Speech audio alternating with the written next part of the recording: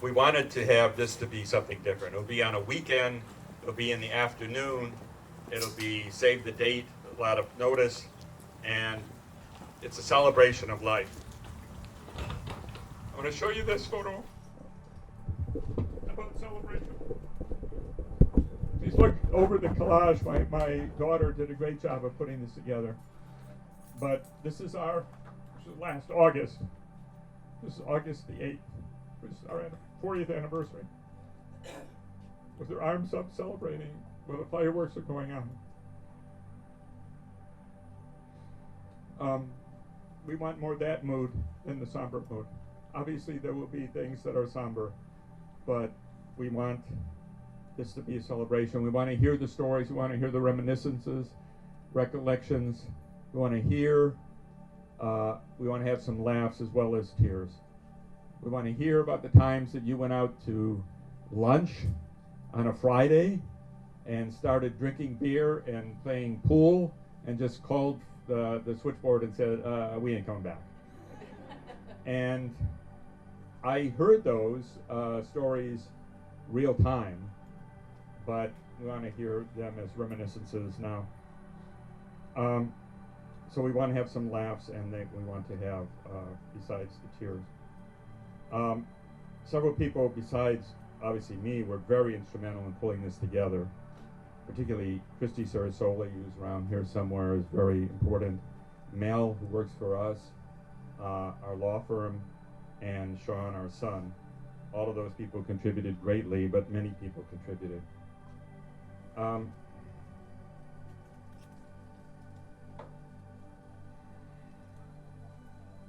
I didn't really realize, although I lived with her for 45 years, essentially, and was married for 40 years, exactly how you're somewhat too close to the trees in a day-to-day existence with somebody. And it wasn't until I saw the outpouring on Facebook when we announced it to really understand and comprehend just how much she was loved all across the country, because she kept in touch with old clients, like from Newland and Ronnie Hicks, and from various incarnations of Sarasoli and Associates, but various names. But she become Facebook friends and would know their children and their grandchildren, all that stuff for years to come. And we would talk about that a lot, but it just, until there was this outpouring of people who would understand how rare that is. These are professional clients that she had dealings with 5 years or 7 years or 10 years before that are still pouring out just how much they loved her.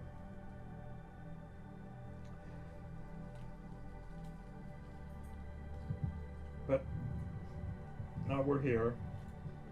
Cherie's favorite expression was, it is what it is. And it is what it is. How I Met Your Mother. I don't know how to say this delicately, but I met her in a bar.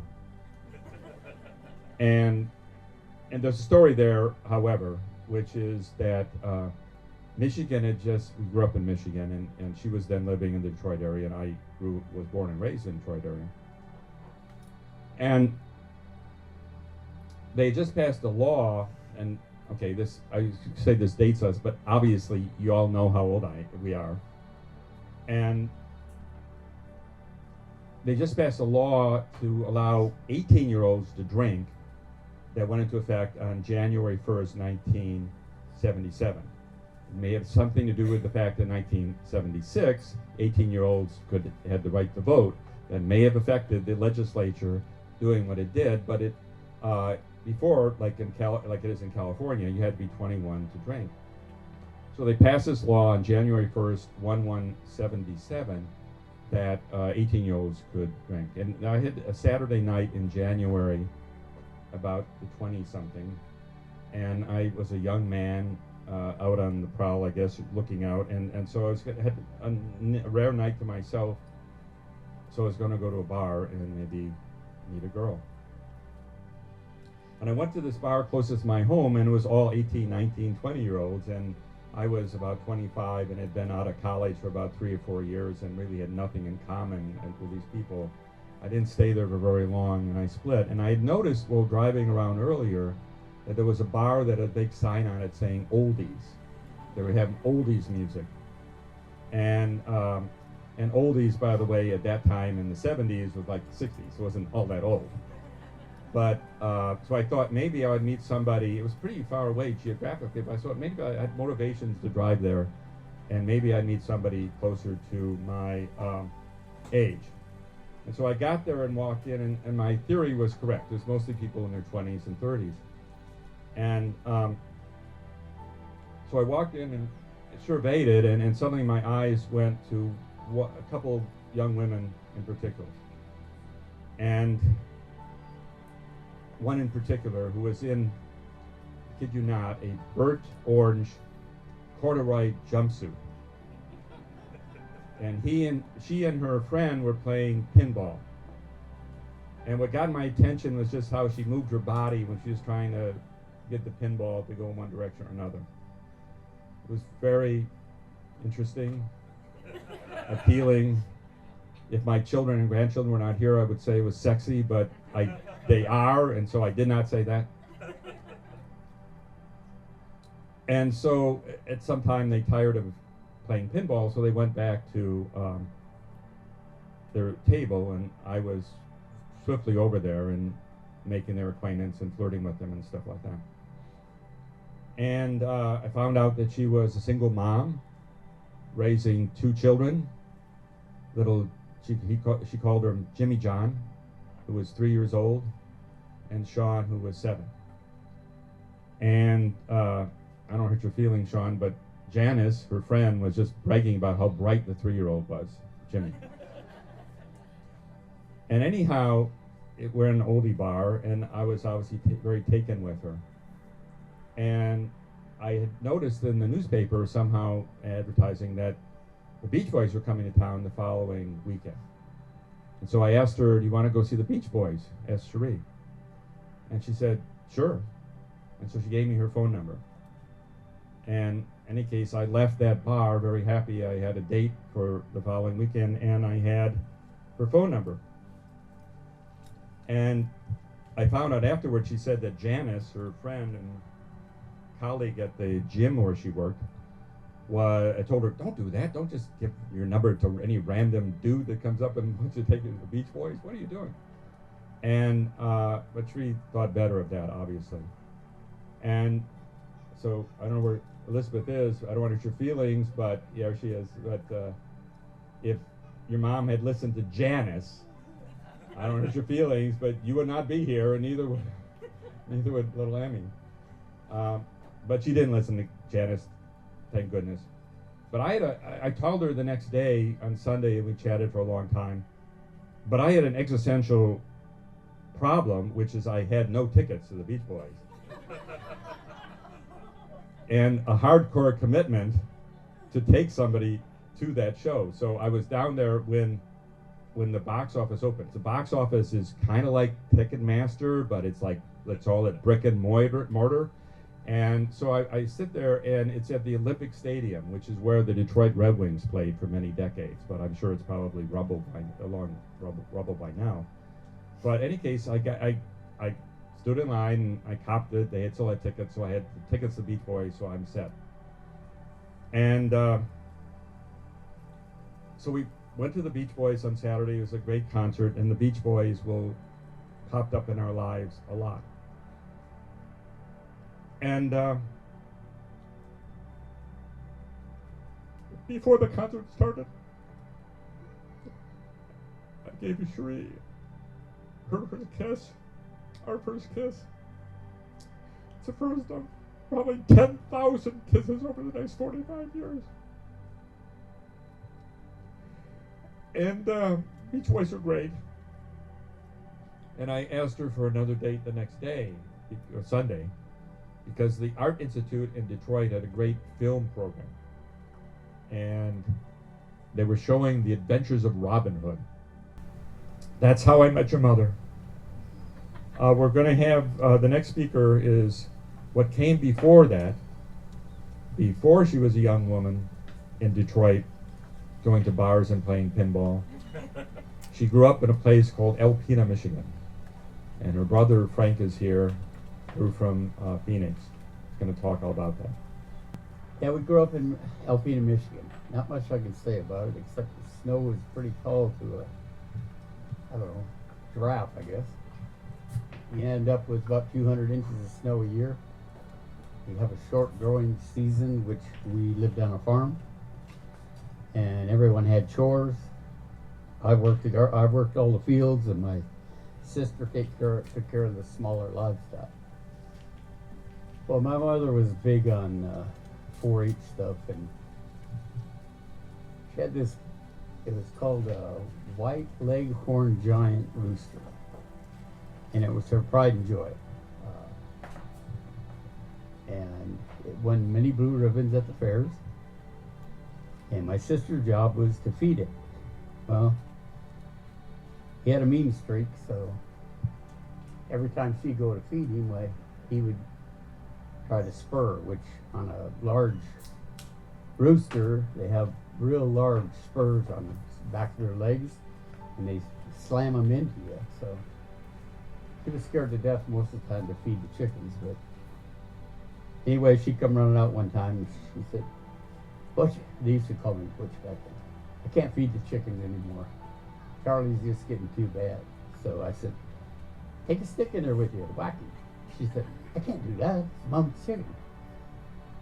I said, "All right, I'll come up there." And in the meantime, my mother gets involved, and we didn't have a real good working relationship, I should say.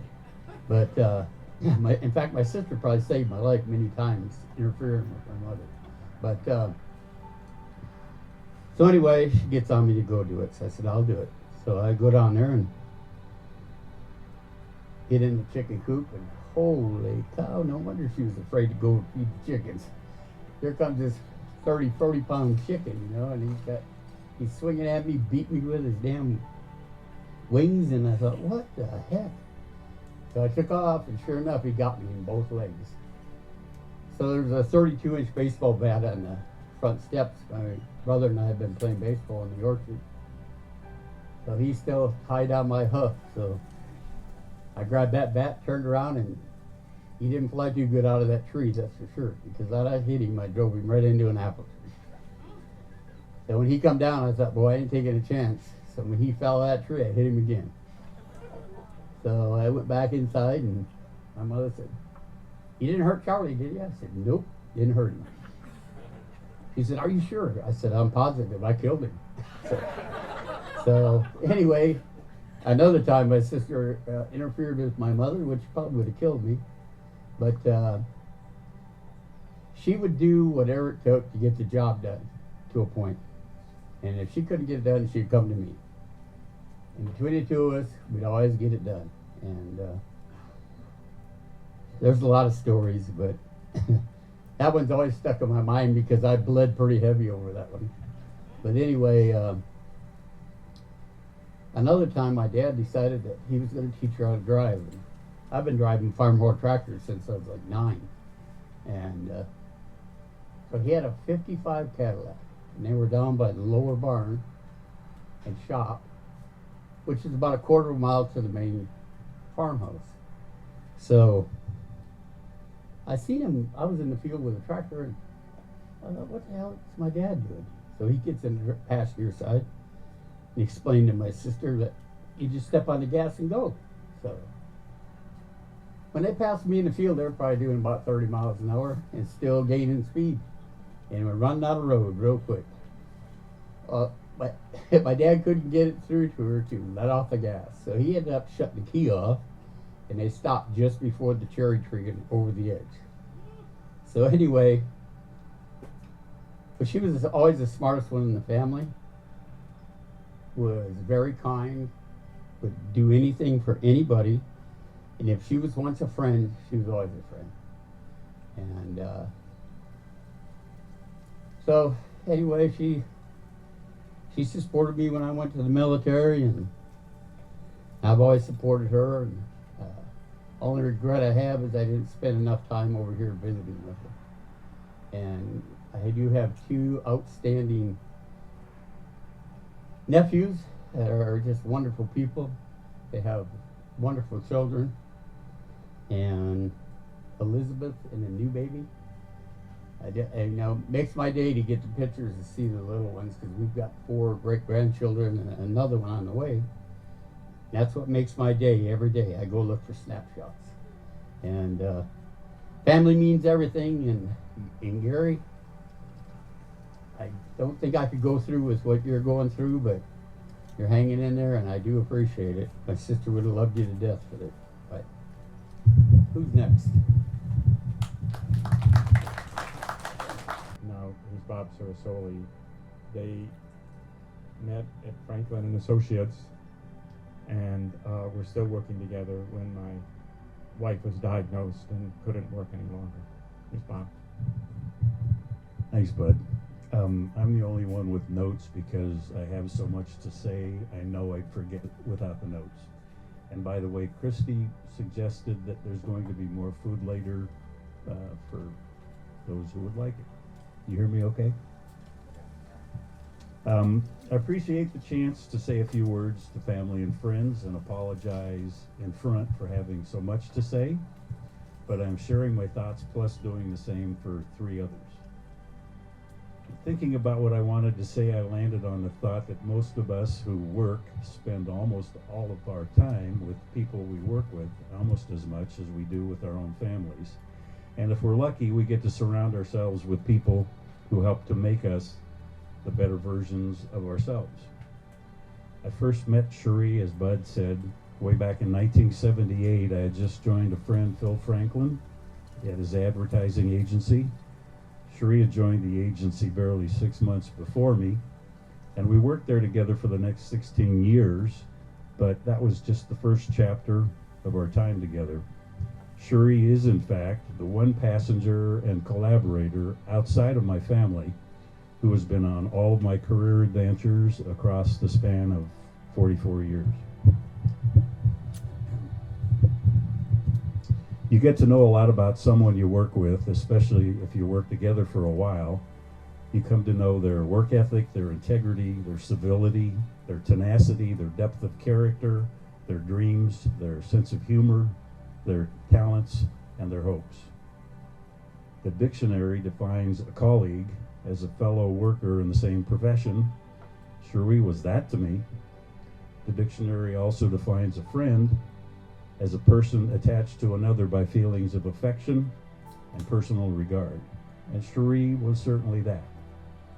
But to say that Cherie was a cherished friend and colleague for so many years does no justice to the massive imprint she left on my heart.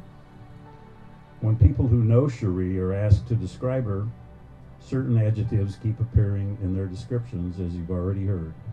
Kind, caring, tenacious, thorough, dependable. Turn the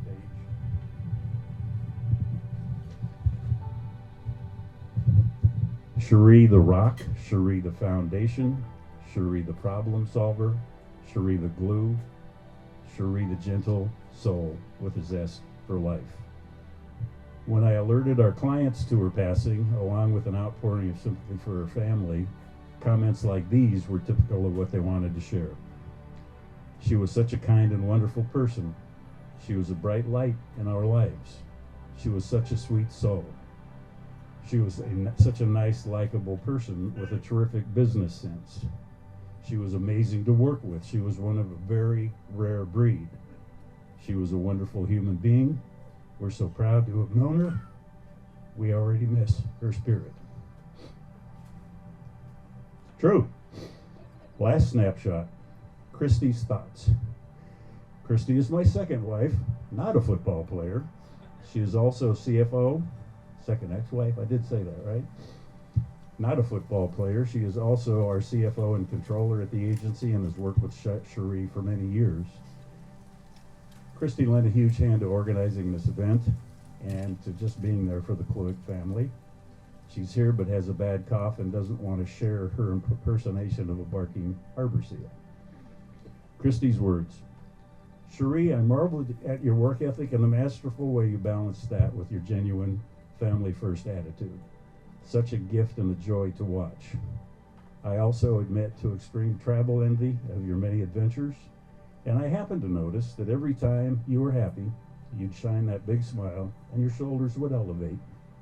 It's so easy to call you one of my best all-time favorite friends. As my own PSA to the snapshot, as Cherie was battling her illness, Christy stepped in and expanded her role in the agency to encompass much of what Cherie did to manage and complete client projects. As a result, Christy has a new title around the agency, not just controller now, but controller of all things, aka Cherie, abbreviated CODACAC. Christy found this great quote when sending out a reminder for Cherie's celebration. Quote, "A life so beautifully lived deserves to be beautifully remembered." You know, life is pretty simple. We're here until we aren't. And if we're lucky, we leave a little something of ourselves behind to cherish for those we love. With every one of my new adventures across 4 decades, I had the good fortune to convince Cherie to join me, and that was a blessing in so many ways. Near the end of her time with us, she thanked me for bringing her along on so many adventures, but the true thanks are mine. Cherie, we were all made so much better by you. There is no better epitaph than to tell you how lucky we all were to have had you in our lives. Here's to the beautiful imprint your life has left on all of us. Thanks. Okay. Hi, everyone. I'm going to try to make it through this. Bob already got me started in cheers, so I'm trying to get it together.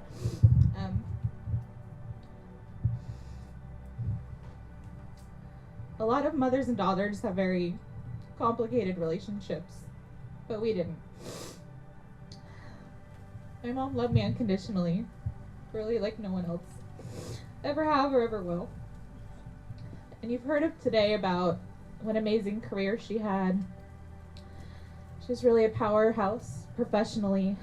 One of my good friends, who I've known since junior high, said I always thought of your mom as a career woman, which she was, and I was very proud of her for that. But she always made time for us, for her family. There was nothing she loved more than spending time with her family. First her children and then her grandchildren. She always had a busy schedule, but she always made time. She always made time to make all of our birthday cakes from scratch.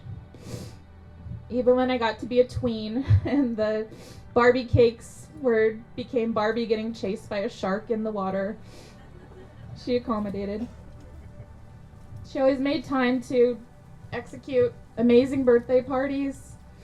For my 8th birthday, my mom created a whole carnival setup complete with games in our tiny condo living room. We went to Pick and Save together to buy prizes. It was a great time. Many of you know she was a voracious reader and could read faster than anyone I've ever met. So she always made time to read the same books that I was reading in school so we could discuss them together. And she also typed a lot of my papers because she was an amazingly fast typer. Until I caught up with her typing skills when I spent so much time on AOL Instant Messenger in high school. She made time to sew all of my Halloween costumes from scratch. Even when I wanted to be variations of a princess, a fairy princess, and a queen for 5 years running. Or when my friends and I decided, in a particularly dark period, known as 8th grade, that we wanted to be dead cheerleaders, my mom took us to the thrift shop and found outfits and sewed them to make it look like cheerleaders and didn't judge us. That same year, we were part of a traveling USO show for World War II veterans, and she took us to the Army Navy surplus store to find Navy outfits for that. She always found time to drive me to my dance rehearsals, even when she had to leave work early. She would be the only mom sitting in the room reading a book while all the other moms were gossiping and sewing sequins on leotards. She would drive me all over Southern California to dance competitions, and she never complained. It was our special time together. In high school, I was very involved in performing arts, and my mom never missed a performance. My two friends here, Jason and Sheree, were in plays with me in high school. In fact, she would come to see my plays multiple times and really only missed them when she was volunteering at the concessions booth or some other volunteering thing that she always did, because she always stepped up. And as a young adult, she was there with a bucket after I was, as Bags would say, overserved in Tijuana. She had that mother's intuition that every time I started to gag, she ran in with the bucket all night. And as an adult, she was always the first one I called when something was wrong. In my first year of law school, I came down with a horrible eye infection that they said might travel to my brain, and I was hospitalized. As soon as I called her, my mom booked a Southwest flight, and she was there in 3 hours flat. That's just who she was. All the way from San Diego to Davis in 3 hours flat. In the darkest times, she would cry with me. And in the brightest times, she would also cry, but in a good way. My mom was quietly one of the smartest people I knew. She knew so much about so many random things. I remember one time we were having lunch at this nice farm-to-table restaurant in Napa where we went wine tasting, as we often did. And they had antique farm equipment hanging from the ceiling. And she went by one and named each piece of equipment and what they did. It was just amazing. She knew so much, even though she didn't have any fancy degrees on the wall. She was a ravenous reader. Whenever I asked her something, she almost always knew the answer, and if she didn't, she would promptly look it up. She gave me lots of gifts over the years, but the greatest was curiosity. She was so curious about the world, especially science. We loved discussing the latest scientific breakthroughs together, or going to the zoo and learning more about animals. My son Alex shares the same love of animals and learning, and I feel so fortunate to pass that on to him. My husband Jose and I were discussing love languages, and we agreed that my mom's love language, well, the way she expressed her love was acts of service. I think you'll hear that a lot today. She was a very selfless person. But her true love language was quality time. I feel so fortunate to have had the time with her that I did. If you don't know, we lived in the Bay Area.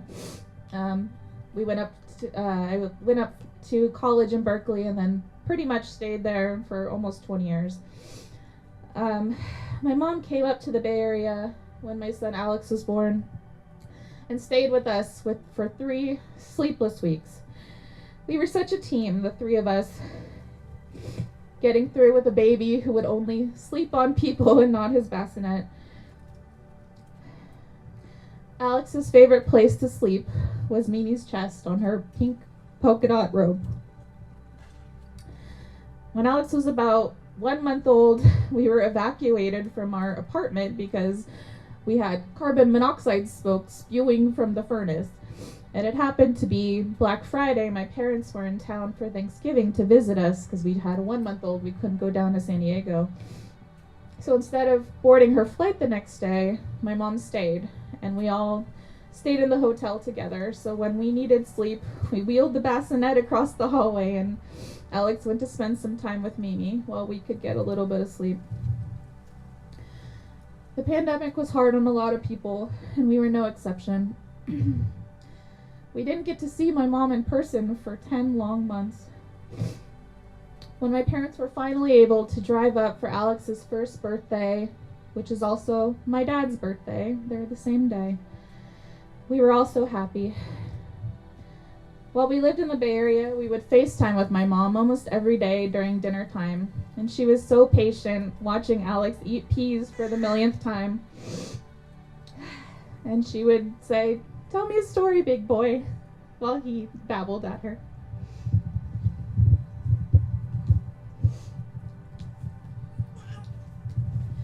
In April 2021, we were at our wits' end with, like many parents, with full-time childcare and working full-time.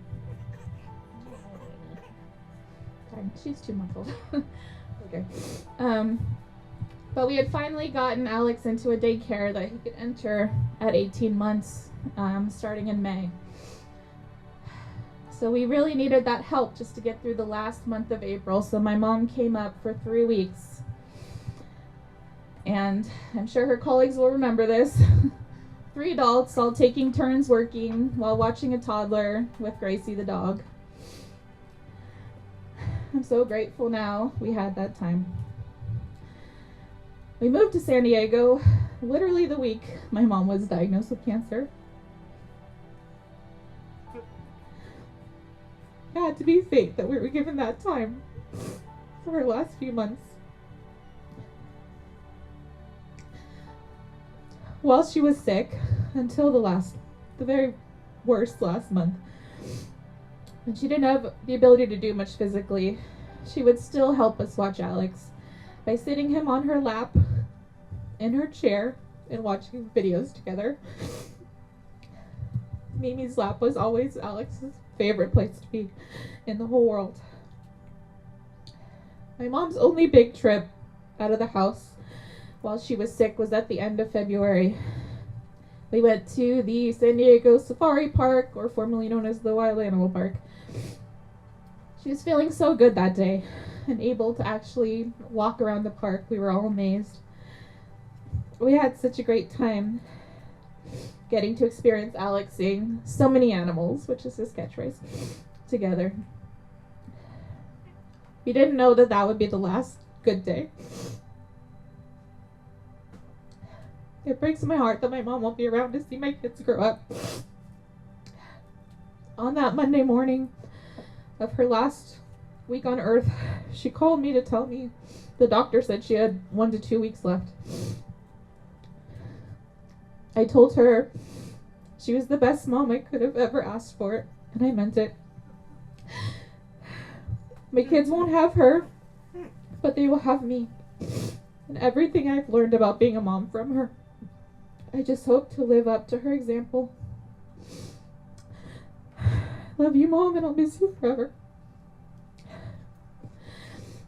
Thank you.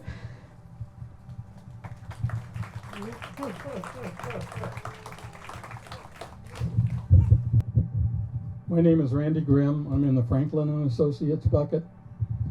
And what I wanted to share with you is we already know that the most important thing in our lives is people, our families, our friends, our business associates. And as life goes on, you never know what circumstances end up changing the trajectory of your life that were unintended, that were just happenstance. And you may not ever know what happened at all that ended up putting you in a certain place at a certain time. In 1978, I was the executive vice president of Franklin Associates. And we put an ad in one of those papers for a receptionist. And I remember the first candidate who came in to my office was Cherie. And she was applying for a receptionist job, so as I always do with candidates, I sat down with her in a private conference room, and I said, okay, tell me a little bit about yourself. She proceeded, and after about 5 minutes, I knew she was highly organized, highly people-oriented, an exceptional businesswoman, and an incredible, just an incredible all-around person. And I said to her, you know, you are totally overqualified for this job. But if you're willing to hang in there for maybe the first few months, we have work that needs to be done in terms of media traffic and other areas. And if you're willing to branch out beyond receptionist, you've got the job. And she said, when do I start? So that, thankfully, was the start of her career in advertising, and thankfully for me, the start of a 40-year friendship with her. Cherie was just the best, you know, just the absolute best, because she would just always be calm. I was always, you know, crazy and, you know, out of control and yelling, getting things done and this and that. And Cherie, of course, was the opposite. Well, I was having problems with the building, you know, because I was the contact. And so the building was just never happy with me because I was just always telling him, you got to get this done, got to get it done now, blah, blah, blah. Okay, it's about 4:45 one afternoon. We quit at 5. I went to the ladies' room and got stuck in the ladies' room. The equipment for the door, the handles of the door literally broke. So it's getting to be close to the end of the day and I'm getting nervous. So nothing is working, nothing is working. So I am banging on the door, banging on the door. The receptionist finally heard me and she comes over. She sees what's happening and she bursts out laughing so hard that she can't get me any help. Because you just don't understand how funny this is that nobody from the building is going to come and help me and save my life and take me out of the ladies' room. So here it comes. So time is passing. We're calling people from the building. The only one who would have pity on me has already left for the day. And so sure enough, I look under the door. Here's Cherie. She's got a letter opener. And she has 2 letter openers. One she has and one she puts under the door for me. So the 2 of us are going between the door where the hardware is. And I mean, it took like 10 minutes. It felt like forever. And we eventually did get that door open.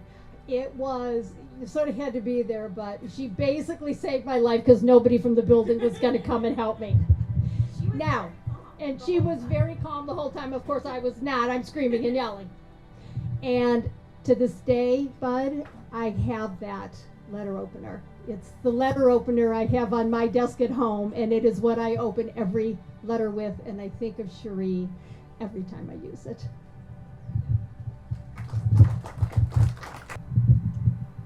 I am also a friend that goes back 40 plus years. Oh, okay. And I have a confession to make that I don't know if Bob Sarasoli even knows. I come from the Franklin days. I started in '81, just before they got married, and was invited to the wedding, which I thought was lovely, and have stayed friends with Cherie all these years because I was with her basically an hour before she passed away. I was with the family. So I've got so much to say about her, but I'm trying to bring it back to just kind of a nutshell and get the essence of Cherie in my life.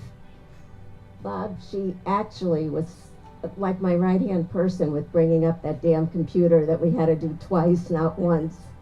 Without Cherie, I never could have gotten it up. She knew the agency business. I had no clue. I had just started a few months before that. She shared her family with me. We'd go to dinner once in a while, and Bud would join us, and I'd hear all about their trips. Sean has 2 computers in my car today to take back and do some work for me. She shared her family. She really did. Elizabeth moved a mile from me now, and I try to get over, and we're trying to get Alex to kind of warm up to me.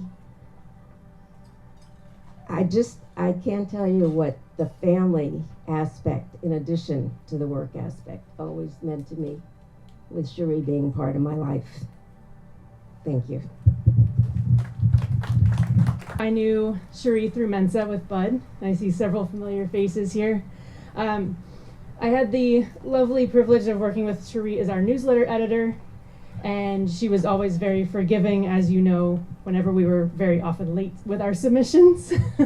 They were longer than anticipated, maybe not as well crafted as we anticipated, and she always made us look so much better than we were on our own. I also have the honor of being our local scholarship chair, and we were blessed to have had her spirit lift us up every chance we had.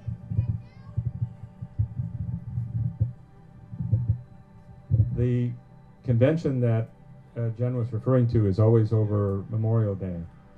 And I went to the first one this year without Cherie. And it was just so hard for me. And one of the things was one of our rituals on Memorial Day was to have all these baskets and to go through it and go over what kind of loot we had collected. And that was kind of our Memorial Day ritual, and obviously not having that. I didn't win anything without her. So I'm adjusting to doing a lot of things by ourselves. Please come forward, but I do have a story because Barbara and Jim are here. And Barbara and Jim, God bless them, are also Mensons, and they volunteer to run the game rooms wherever Mensa's having a convention. And Cherie and I were in a game room, was in the game room playing with her.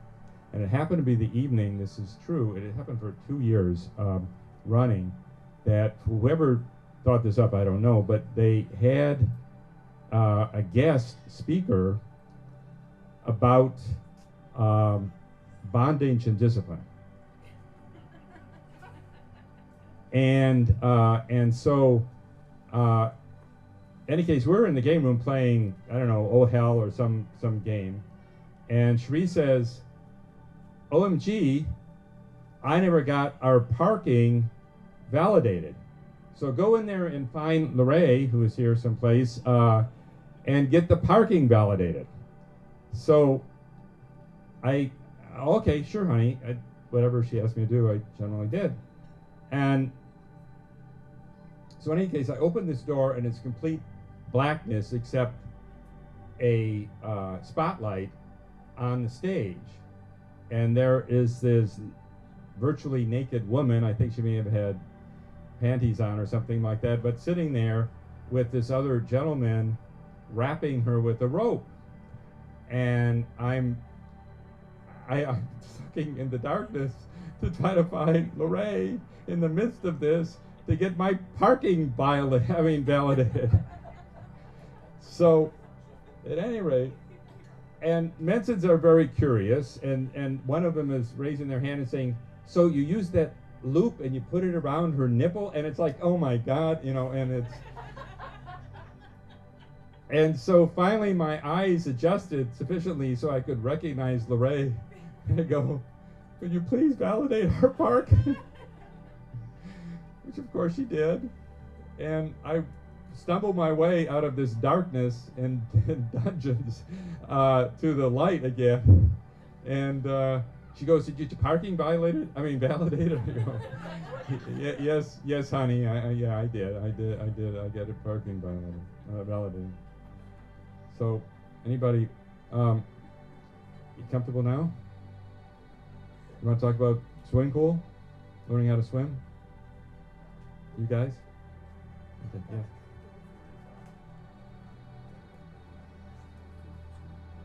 Okay. Right. Yeah, we're going to hang out afterwards when we're done and we're drawing to an end. There is going to be more food brought out and hopefully drinks and stuff like that. Yes. I just wanted to say she wasn't perfect because she had a severe lack of understanding about movie ratings. My brother and I were treated to The Thing. John Carpenter's The Thing. John Carpenter's The Fog. Saturn III. He's a movie critic, by the way. It scarred us for life. So she was great in everything except what movies were appropriate. Jaws. We went to see Jaws. He's 4 years younger than me. Imagine what that scars. Anyways. Yes, The Thing. I watched it at Fathom Events. They had The Thing just last week, and I went to go see it. And as soon as it came up, I remembered my mom and Bud and Jim were all there. We watched it together in the theater, and I had a little tear. And I was going, "This is just perfect." So, anybody else? You guys worked with her for years. Please come forward. I only have so many stories about validating parking. There she comes.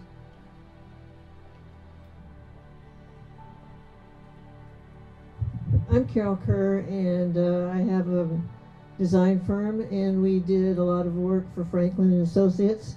And one of the things that I wanted to stress is that Cherie was always open and a very good sport. So one evening, I swing danced. So we went to a dive bar somewhere in your neighborhood, and I called her up and I said, "Hey, this bar is really cool, and you should check it out." And she didn't say, "You're interrupting anything," or she just was very, "Wow, where is it? Okay, I'll check it out." So she's a good sport, and obviously we all miss her.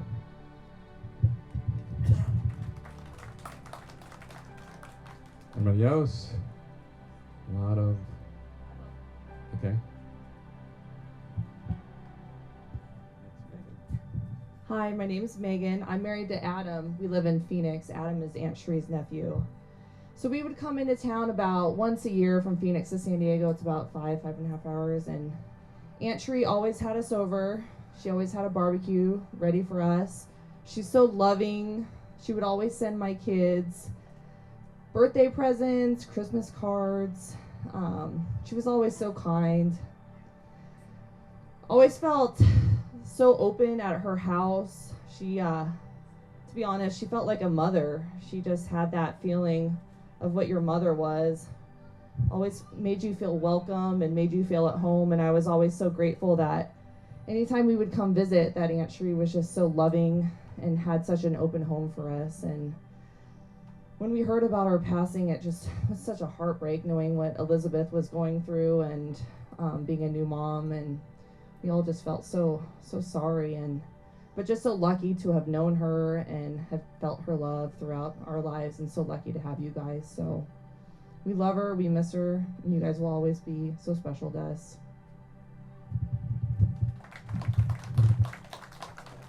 We heard from family, we heard from Franklin, we heard from Mensa. What other bucket have we heard? Is anybody from the trips?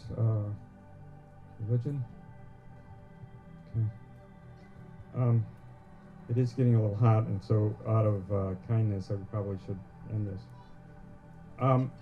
People who do this kind of stuff, that is, say, MC a celebration of life, usually wind up concluding that it was a life well lived. With Cherie, that's so far removed from what I want to say. It's just so remarkably, magnificently loved. As I said before, it couldn't quite wash over me because you're seeing trees and not the forest.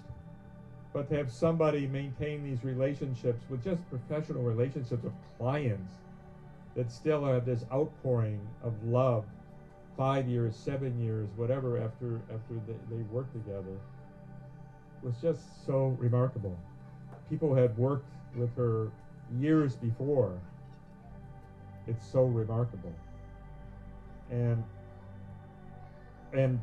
she hit all the notes in all of her areas of activities, that it's just a life remarkably well lived. I was thinking about what I should say, and there was this song that kept coming back to me, and it was a popular song, and I think we danced to it several times over the years. It's called "When a Man Loves a Woman," and it's a great song, but I didn't quite relate to the to the words, because it says, when a man loves a woman, he'll sleep out in the rain. He'll turn his back on his best friend if she wants him to. Well, if I ever slept out in the rain, she would have zero patience for it. She would say I was being silly to come back inside, and besides which, she cared about me, and she would obviously not want me to get sick. And I never turned my back on my best friend, because Cherie was my best friend. My wife was my best friend. We did have some adventures with the rain. I don't know if my brother Dave, who's here, remembers, but the three of us, Cherie, me, and him, were at a Miles Davis concert at Humphreys. And it was pouring rain, but that did not stop us from going to the concert and seeing Miles. And there was another night, our adventures in the rain. We were in Thessalonica, Greece, and we saw this storm rolling in across the Adriatic. And we were on the Malecon, the boardwalk, and we felt a few drops, and so we headed towards the hotel, and it was remarkable because when we got to the hotel door, it started to pour.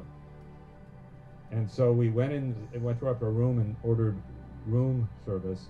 We got a nice bottle of white wine and a cheese plate, and just sat on the balcony and put our feet on the balcony and said, Mother Nature, show us what you got.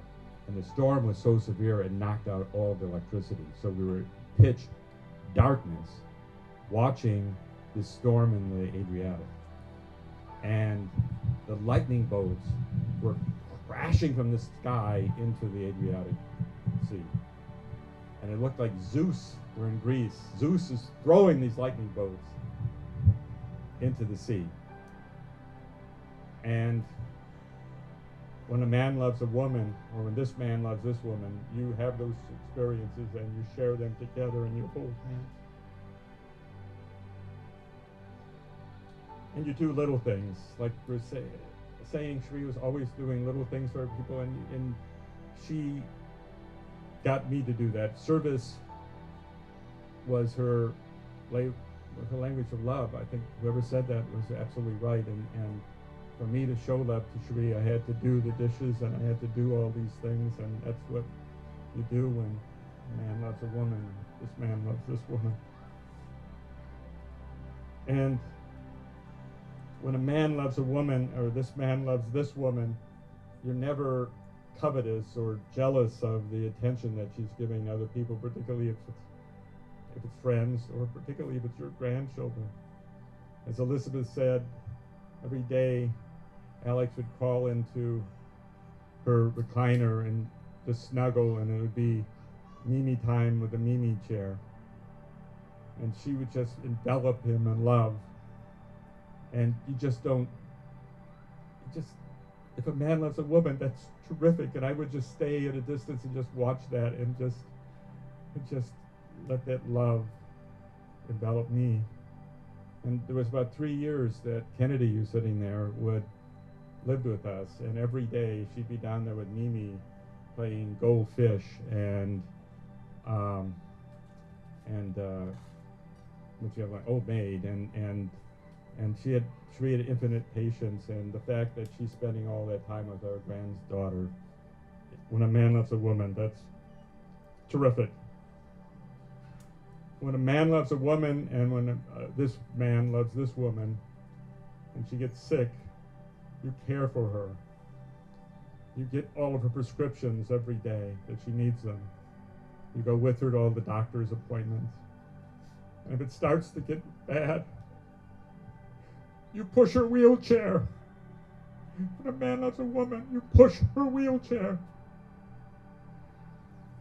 And if it gets very bad, you will stay there and rub her arms, trying to give her whatever comfort you can as she passes from this life. I want to thank you all for coming. some wonderful things have been said about my wife, Cherie. And it is a celebration. I called to your attention, those who haven't said it, of her celebration. That was our 40th anniversary at Rady's, the Rady's Shell. We were celebrating. She was very happy. Please think about this and remember Cherie fondly as the years go by. For myself, when a man loves a woman and this man loves this woman, I will be thinking of her every second of every hour of every day for the rest of my life. Thank you very much. Thank you.